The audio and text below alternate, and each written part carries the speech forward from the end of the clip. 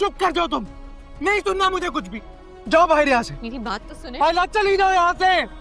आना निकलो। और मेरी बात तो सुने यार, मेरी नहीं सुनना मुझे कुछ ना। मैं कर हाथ नहीं लगाओ यार, मुझे अच्छा नहीं लगता। मेरी जान, मेरी तुम ये क्यों भूल जाती हो बार बार कि तुम्हारा निकाह हो चुका है? को भी एहसास हो जाता है कि आयला उसे कभी भी मोहब्बत नहीं करती थी। उसने ज़बरदस्ती शादी तो कर ली, लेकिन वो कभी भी उसको एक्सेप्ट नहीं कर पाएगी। तो जो होता है उसे एहसास हो जाता है कि साकिब ने सच कहा था कि उसकी बेटी कभी भी ये सारी जो आदतें हैं बिल्कुल भी नहीं छोड़ेगी और ना ही सुधरेगी। तो अब जो वो होता है तो वो भी आयला को बता ही देता है कि जो कुछ तुम कर रही हो मुझे सारा का सारा पता चल रहा है, तो तुम चली जाओ यहाँ से।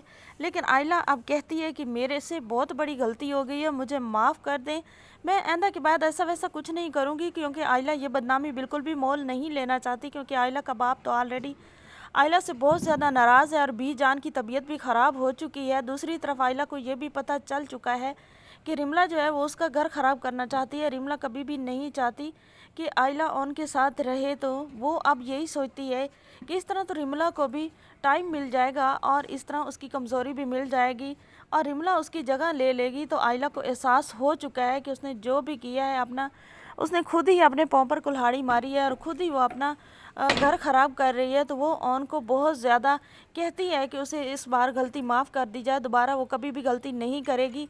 लेकिन इस बार ही उसे गलती माफ़ नहीं की जाएगी। अभी अभी तो आयला के दिल में जगह पैदा हुई थी, लेकिन रिमला की सारी बात पक्की हो जाती है और रिमला जो चाहती थी वो ही होने वाला है। आने वाली एपिसोड में अब देखने वाले हैं कि अब तो साकिब भी अपनी बीवी से आकर कहेगा कि तुम्हारी बेटी ने आखिर क्या किया है, मैं जो कहता था वही हुआ, जिस चीज़ का मुझे डर था उसने वही किया। लेकिन तुम्हारे जैसी माएँ जो होती हैं ना, उनकी बेटियाँ ऐसा ही करती हैं।